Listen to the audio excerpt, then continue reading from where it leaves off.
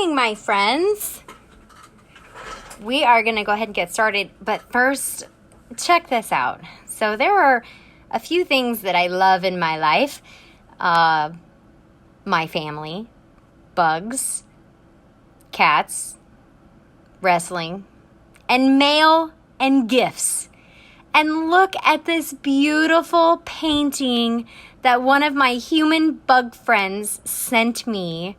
It is gorgeous. Gentry, thank you so much. I am going to hang this on my office wall with pride. What a beautiful bee you made me. Okay, we're going to turn this around and get started. So good morning, everybody. My name is Jenny Mitchell. I need to get something to stand this up on. My name is Jenny Mitchell, and I am an entomologist. I also run the insect zoo at Iowa State University. So what is an entomologist? Well, an entomologist is a scientist who studies bugs. But as an entomologist, we don't only study bugs. We get to study the largest group of animals on Earth called arthropods. So arthropods are an animal, just like we're animals, but they're different, much different than we are. They have bones on the outside of the body. Does anybody know what it's called? What type of skeleton is on the outside of the body? An exoskeleton. So an exoskeleton is a skeleton, but it's on the outside of the body. So do you have an exoskeleton? No, you don't. Your bones are inside your body. So you, my friend, are not an arthropod. You can take a deep breath now, right? So you're welcome for letting you know that. So what animals are arthropods? Those are insects, spiders, tarantulas, millipedes, centipedes, scorpions, shrimp, crabs, and lobsters. So there are so many arthropods on our planet. In fact, there are more arthropods on our planet than any other animal combined. Wow, that is a lot of animals, which is one reason why I love being an entomologist.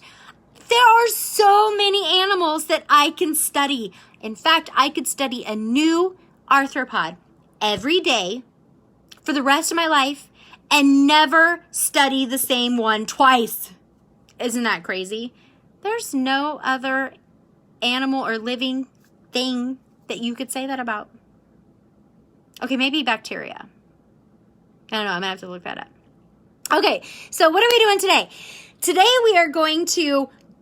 So we already talked about tarantulas and scorpions before, but during those lives, I just showed you a bunch of different tarantulas and a bunch of different scorpions. So today, we're going to get really up close with one of our tarantula friends, maybe two, and then one of our scorpion friends. And we're going to look at all of their awesome body parts. We're going to talk about what they use those for. We're going to talk about mating, web making. It's going to be fun. Where do they live? How do they defend themselves?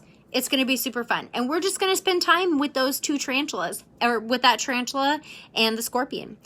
But if you want to see something or you have questions about anything, please feel free to ask. Now, before we go in the other room, I started off in my office because I found something today. So who watched our live with the cockroach races? Did we watch it? Raise your hand or give me a like if you watched the live with the cockroach races. If you watched our cockroach race live, you will know what I'm talking about. So during that time, one of our racers, Bugtastic, I see some likes and loves there. So he escaped. He was so fast that he just ran right off of the track, right up my arm, and just disappeared. And now I tried looking for him for a little bit because he's a cockroach, right? Cockroaches are really good at hiding. So I tried looking for him, but today I found him. So I'm going to show you what I had to do this morning. So this morning I found Bugtastic. He was laying right in front of my door when I opened my office. And as you can see, he ran so fast that he died. So let's just take a moment of silence for Roachtastic. Rest in peace, Roachtastic.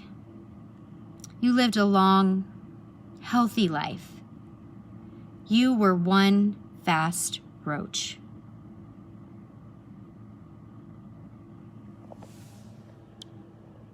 Thank you for sharing that moment with me. Roachtastic will go down in history. We just might retire his name on the track. I don't know. We'll do something special for him. Okay, should we go in the other room now? Let's do. So that was my office.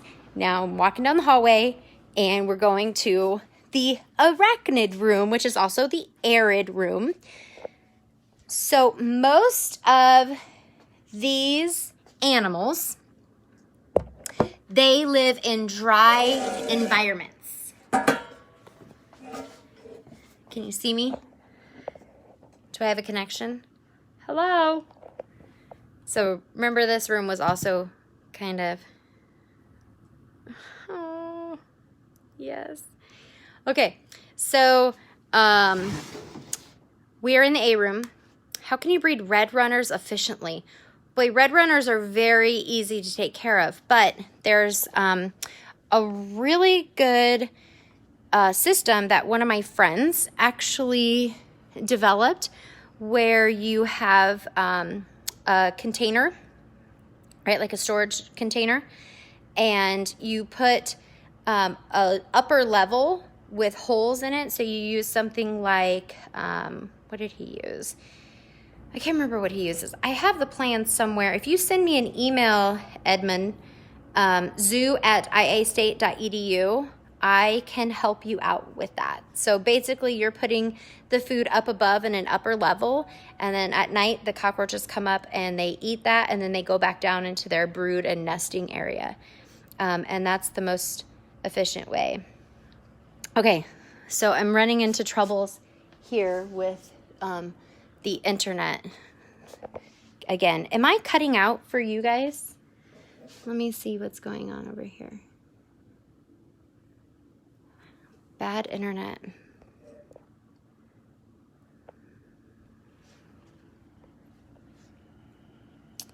Okay, can you guys, am I cutting out?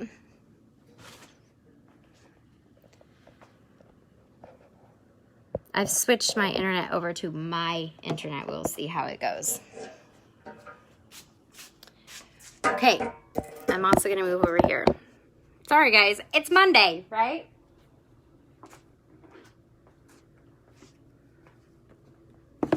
It's fine now. Okay, if I start cutting out again, just let me know. zoo@iastate.edu. I will type it in here. zoo@iastate.edu. That's it. Okay, I put it there, Edmund. Let me grab my computer. Okay, so we're gonna look at some of these. I didn't rotate my phone. I just had to get this out of here. Okay, we're gonna start with this beautiful tarantula right here. Right here.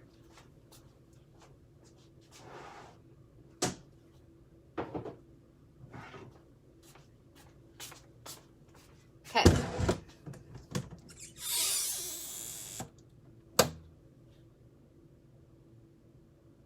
Come here, Rosie. Okay, so this is Rosie. She's a Chilean rose hair tarantula. And if you have seen the insect zoo in person, you have probably touched this tarantula. So she is our program tarantula. She's very nice. And she is actually going to let us talk about her body. So I want to mention that you should not handle tarantulas unless you know what you are doing. And some people say to never handle tarantulas. Some people are okay with it. So you're going to have different opinions from different people. And so at the insect zoo, we don't let other people handle the tarantula. We handle them, but we do let people touch the abdomen or the leg right there. Okay, so Rosie is a Chilean rosehair tarantula. These tarantulas come from Chile, and they live in the mountainous areas where it's kind of dry, but it does have a wet season.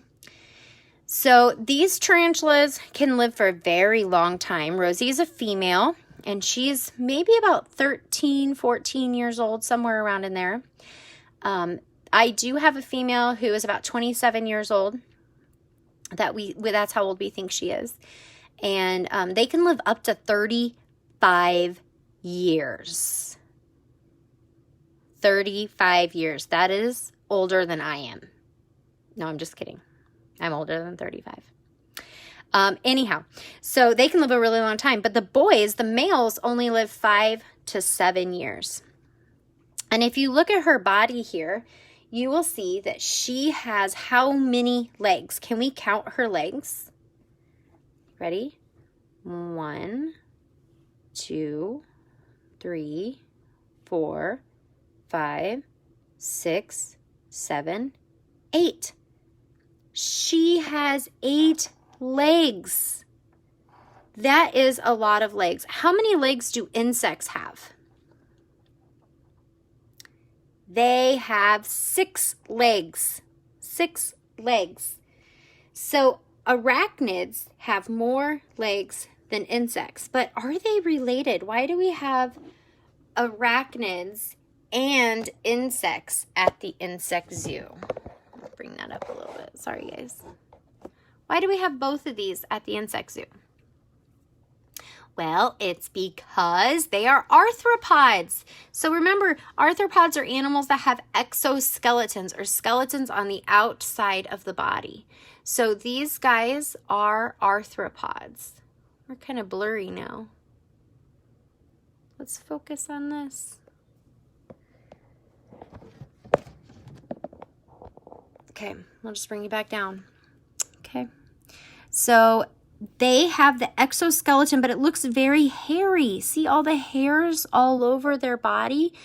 Those hairs are attached in the exoskeleton. So it's like kind of like the hair on your body. If you look at your arm, you might have light hair, or maybe your dad or grandpa has a whole lot of hair on their body.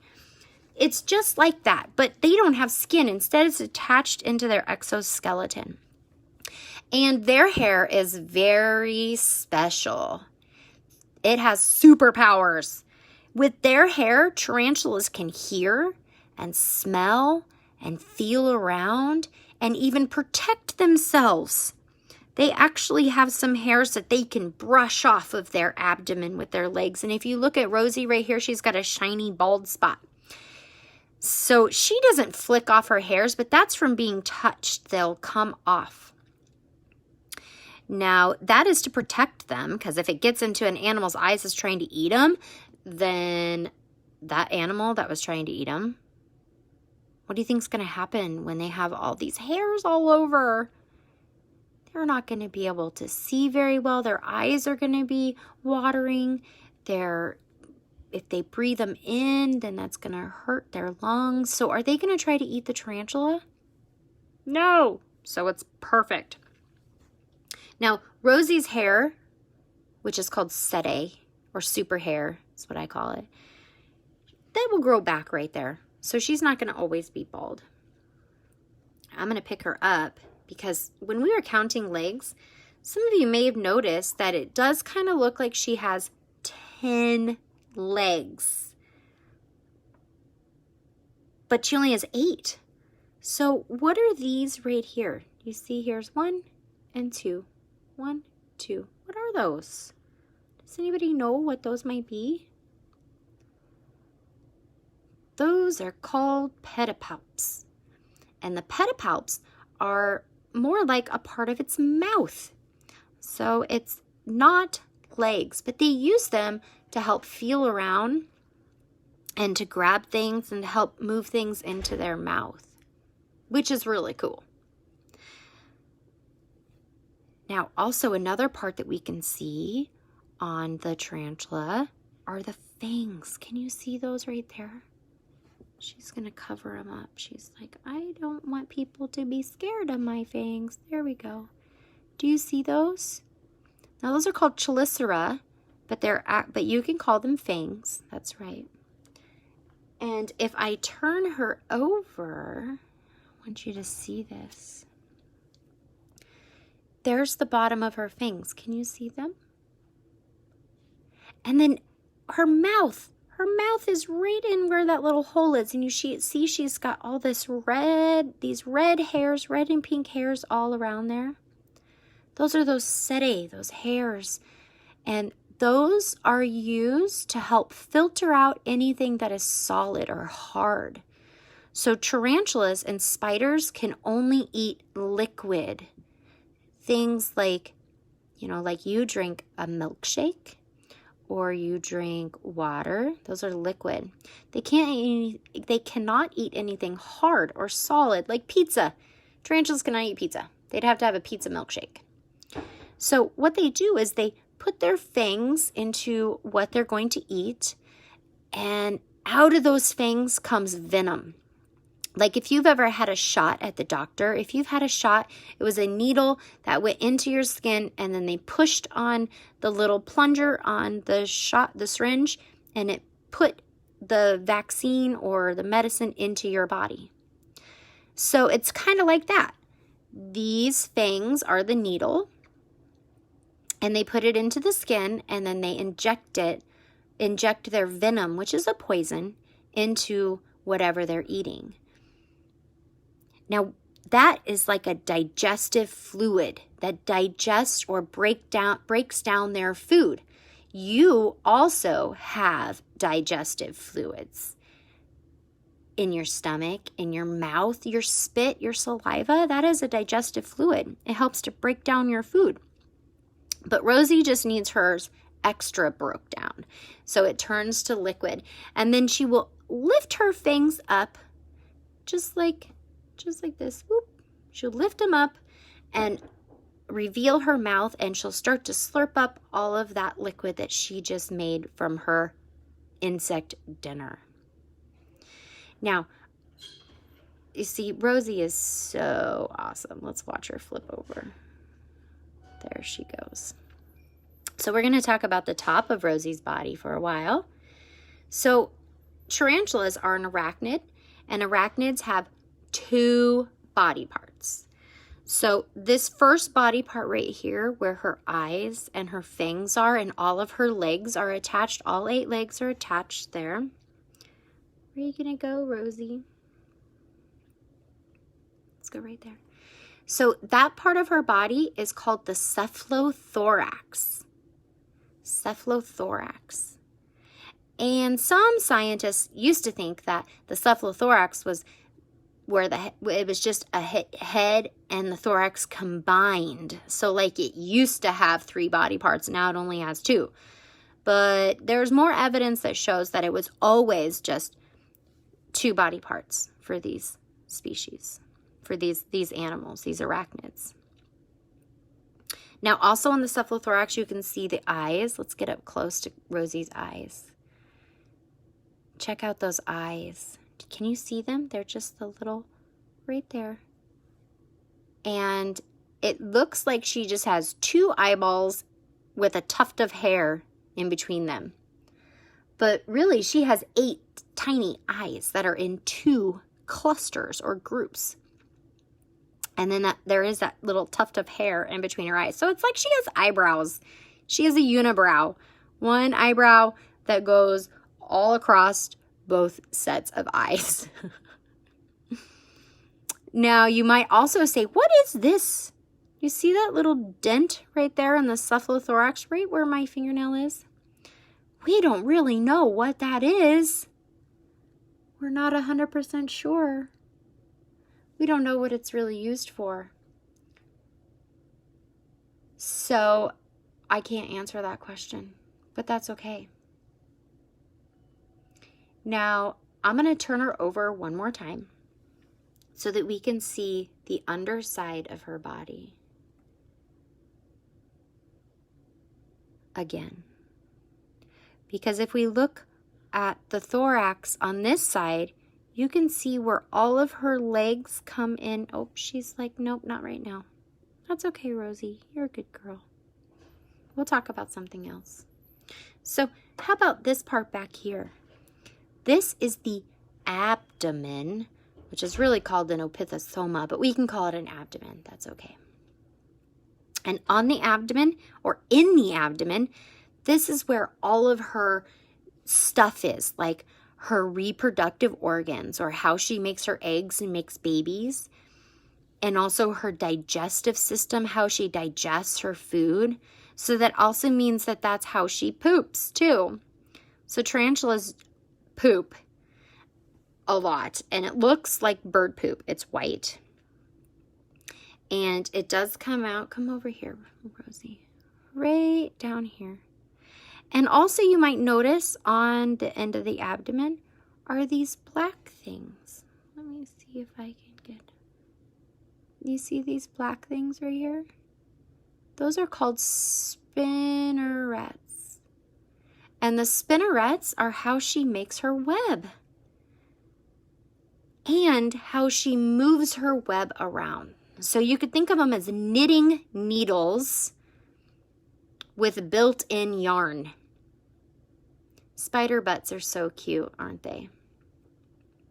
So right at the base of those spinnerets is a little gland or a hole where she lets out a liquid, and as soon as it hits the air, it changes into the web that we can see. And she hasn't let me pull her web out for a really long time, but I have another tarantula over here that will let us pull the web out, and I'm going to do that. So before we say goodbye to Rosie, I want to try to flip her over one more time so we can look at something else that's on her abdomen. And that is her book lungs. So insects breathe through spiracles, or little holes in their abdomen. But tarantulas don't. They breathe, they have these little slits, and they're kind of difficult to see, but there's 1, 2, 3, 4. There's 4 slits, 2 on each side. And they're just little slits. They're like little holes.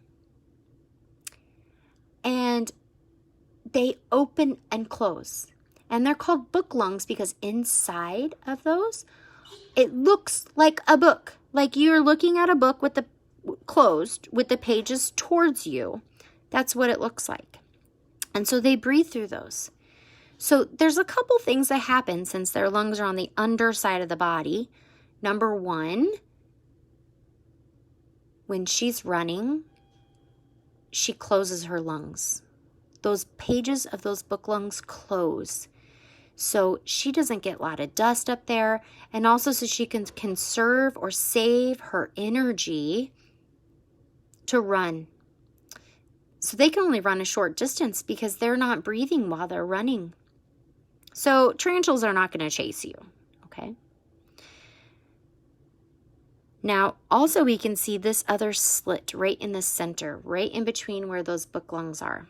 And that's where her ovaries sit. The ovaries are the organ that makes eggs so that she can make babies.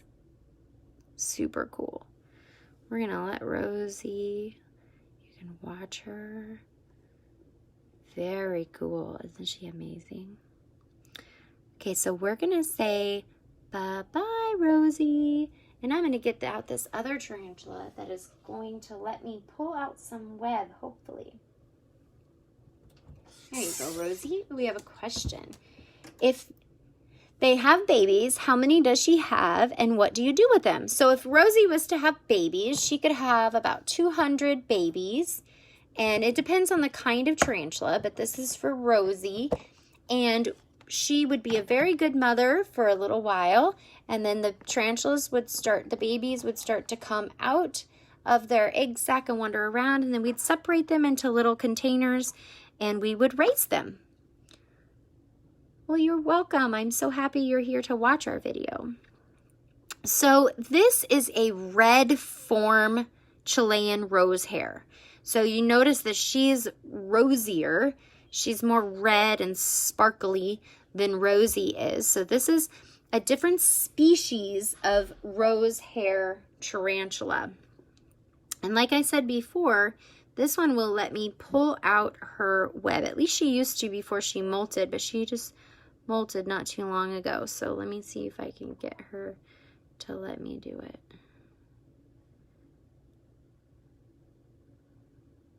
There it is. Okay. How did I get you guys to be able to see this the last time? I don't remember. I put something dark under it.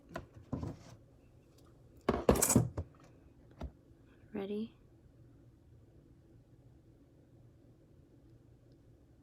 Nope. How did we get this? Does anybody remember how we got to see it?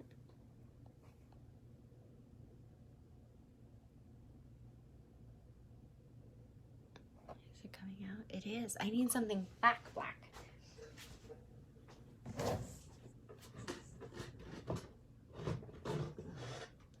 That is white. That is not black. Here, I found something black. Right here. Thank you, book. Okay. I'm going to put this right here. Let's check out this web. You ready?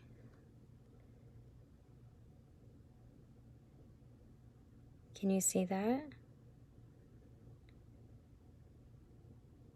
See that web? So tarantulas and spiders can make all different types of web. So like the web that they use, so for tarantulas, the web that they use to make an egg sac is different than the web that they use to lay down a web to mate or to molt. So they use web for different things, tarantulas do. Their egg sacs. Before they molt, they lay down a molting bed. So it's just a bed of web. Can you guys see that? Isn't that amazing? Moving it. So they lay down a bed of web to molt on, and that helps to keep them protected because they're very vulnerable. And then they also will lay down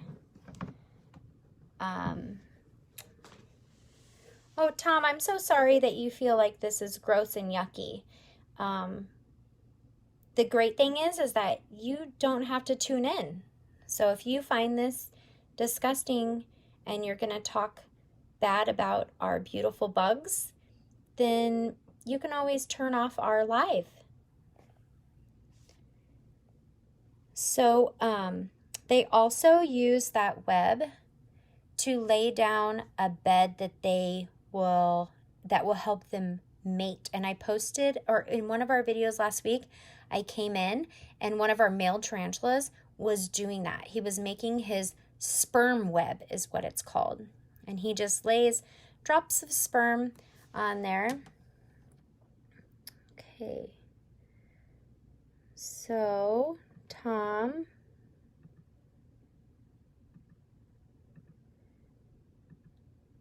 we're going to have to take you off of our live there, friend.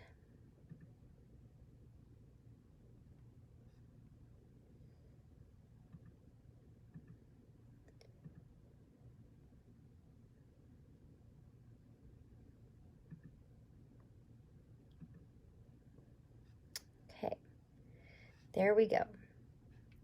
So, I want to take this time to mention that when I'm teaching live, I always make sure the kids understand that these are living animals and that we want to treat them with respect, and we don't want to say things about them that we wouldn't want somebody saying about us. So if you don't like our videos, thank you for tuning in, but there are kids listening and watching and reading your comments. So please be respectful that this is for children. And if you have bad opinions about these animals, I'm really sorry, and I'd love to help you overcome those. But there's no room for that during these videos. So thank you. Okay, so now I forgot what I was talking about. We were talking about the different types of webs. So, and somebody wanted me to explain a sperm web. So, a sperm web, the tarantula will build a web up above the ground, about 1 inch or 2 inches above the ground. And then the male tarantula will go under that, upside down, and will lay sperm balls. So it's just like liquid with sperm inside of it. And then he holds that until he's able to find a female. And it's really cool to watch. And we found one in one of the videos, and I also have a picture of it, so I can, I did it on one of the lives. And then I also have a picture of it. All right, so I'm going to put her down, and then we're going to talk about an awesome scorpion. So we've already met the scorpion that we're about to talk about. We met her during our scorpion video, and she happens to be one of my favorite scorpions in the whole world. Oh, no, we're not going to do that yet. I actually want to show you this. So we talked about molting, or the exoskeletons of tarantulas.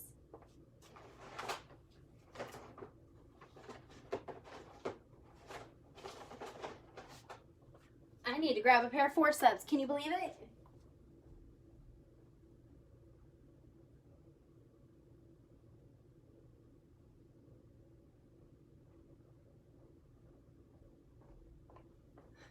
Now, if you've watched my lives before, you know that I lose my forceps all the time. So, no surprise here.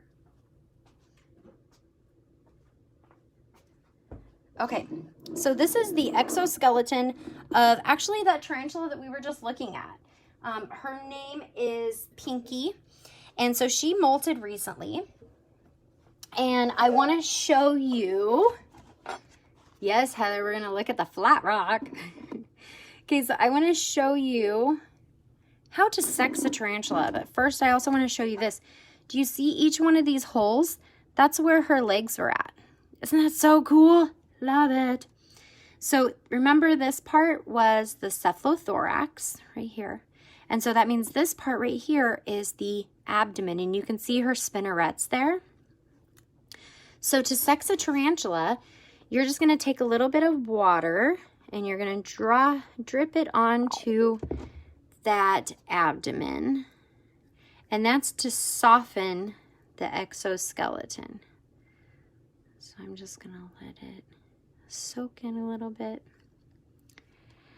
And see, it's folded over on itself. So that's why we're soaking it, so that we can open it without damaging it. So I've already sexed this tarantula last week, but we're going to do it right now so that you guys can see how to do it. I need another pair of forceps.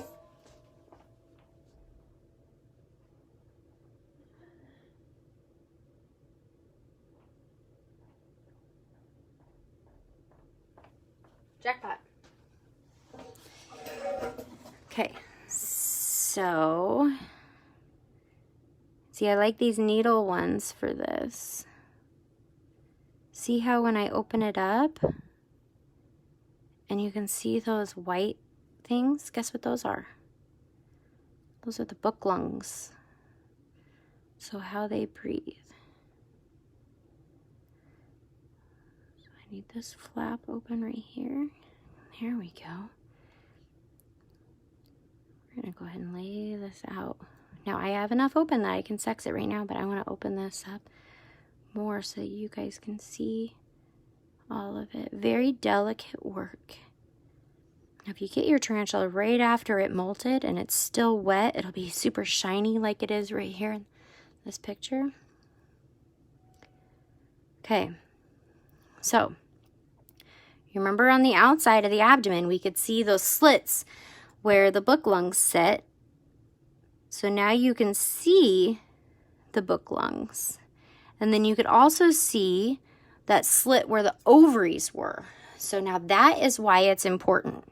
It's because you see, let me turn this way. Now you see right here, this is where that slit was, where the ovaries are at. And if you come here, flip here, there it is right there. So there's a flap right here. Come here. Doesn't want to get unstuck. There's a flap. Can you see that flap? Right there. Very tiny. Right there. That's what you're looking for. That's a female. So only the females have ovaries because they're the ones who make eggs. So that is how you sex a tarantula. You're welcome. Okay, now we're going to talk about a tarantula or a scorpion. Let's talk about a scorpion. This is one of my favorite scorpions, and she has poop all over her tail. This scorpion is a flat rock scorpion, and again, I want to warn you, do not handle scorpions unless you are someone like me who knows what they are doing. I know what I'm doing most of the time. But also, there are scorpions that can kill you, like our Deathstalker scorpion that's on our t-shirt. And we have one. I showed you one during our scorpion video. So her poop, her frass, is also white, just like a tarantula's. And she has poop all over the end of her tail. Isn't that awesome? Yes. And she is a very nice scorpion. And you can see that she has very big pinchers. Those pinchers, ooh, hey, let's first talk about her body. How about that? Okay.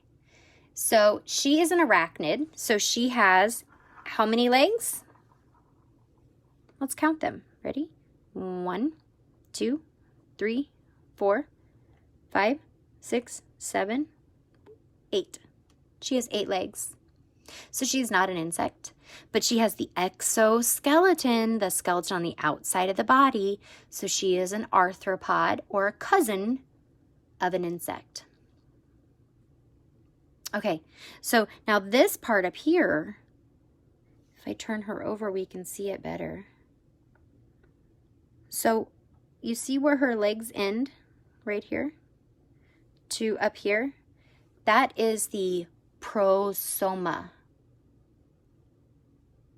And then if I turn her back, oh, and then the rest of the part from there all the way down, all the way, is the opithosoma.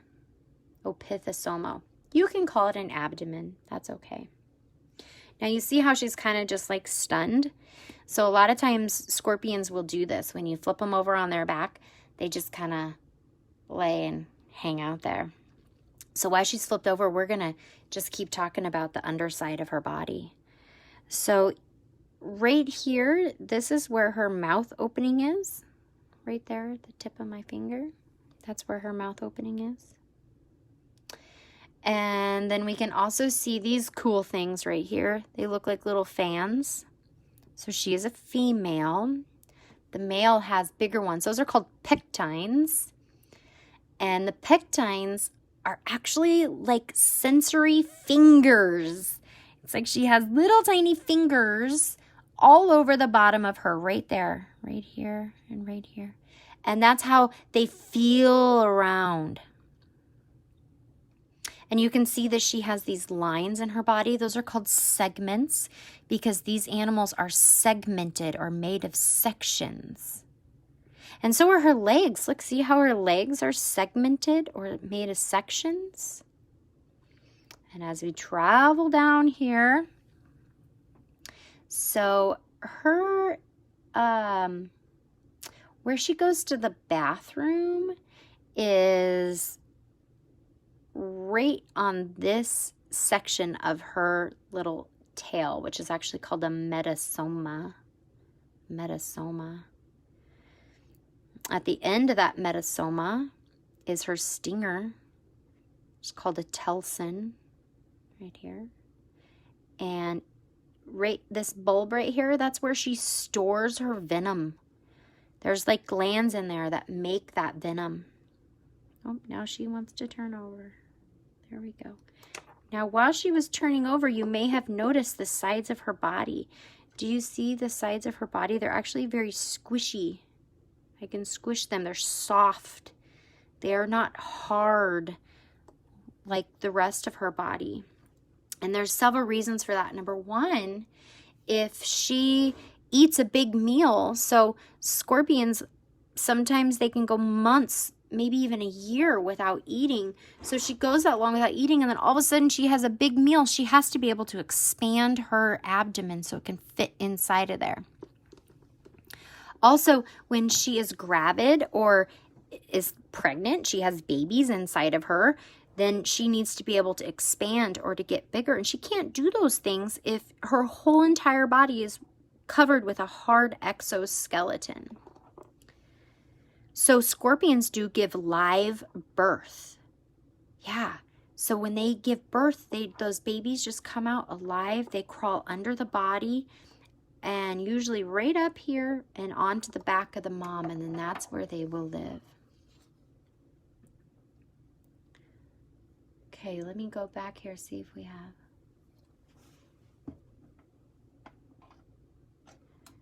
Oh, yeah, so you do have lots of scorpions in Arizona. I love scorpions. I collect scorpions in Arizona. And she is a big girl. Yes, she is. I love her. There is the bark scorpion in Arizona, so make sure you're careful. The bark scorpion has venom that can kill somebody who weighs 70 pounds or less. Not that it's going to actually try to come and sting you. It's afraid of you, but be careful. So you notice that she's got hairs. Can you see all those hairs all over? So those are the same hairs that are on a tarantula, the setae, super hairs. She has them all over. And she uses those just like a tarantula does. Uses them to smell and to feel. But she doesn't use them to defend herself. What does she use to defend herself? Well, she definitely uses these pinchers to defend herself. Those are strong. They're so strong, they could crush the exoskeleton of other animals, like other scorpions, or even lizards and snakes. And she also has her stinger. But this tarantula's venom is not very strong, so she does not sting very much. And you can tell how venomous a scorpion is by the size of their pinchers. If they're really big, they're not that venomous. And also the thickness of their tail. So if she's a really, really thin tail, really big pinchers, not very venomous at all. If she had a really fat tail and really thin pinchers, she's going to be very, very dangerous. All right. Let's see her eyes. Where's her eyes at? There's her eyes right there. That's cute. And then let's check out her mouth, because her mouth is beautiful. Check out that mouth. I wish I could get her to eat something on the camera. But she's got a great chewing mouth part, and it's got all sorts of different parts. They don't bite, they only pinch. So she's probably not going to open her mouth. Let me see. Hey there. Nope, she's like, I'm closed.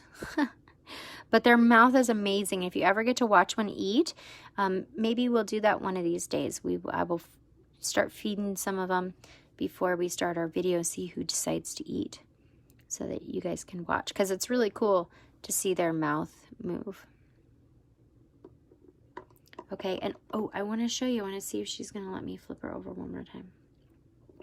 So they also have book lungs. In fact, they have a lot of book lungs. If you look at her body, if you look at these slits, 1, 2, 3, 4, 5, 6, 7, 8, each one of those is a book lung. So the tarantula only had 4 book lungs. The scorpions have 8.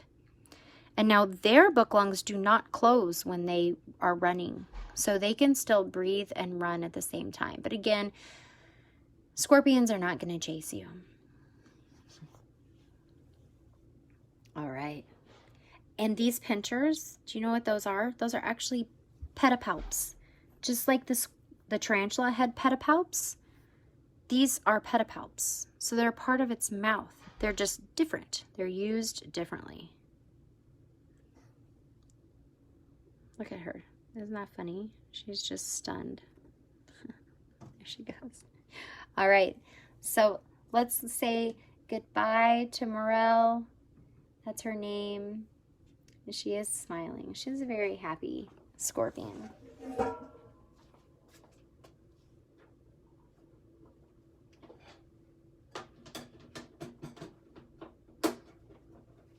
All right.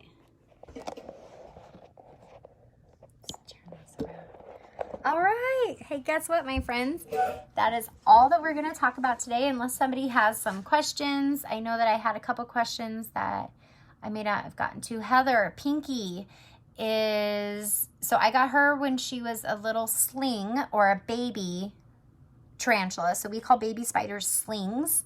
So I got Pinky when she was just a little teeny tiny sling 8 years ago. So she's about 8, maybe 9 years old. Let's see if there's any other questions I didn't answer. Oh, yeah. Don't be a Tom. It's okay. We took care of him. Boy, he had lots of comments that were not very nice. All right, so I don't see any more questions.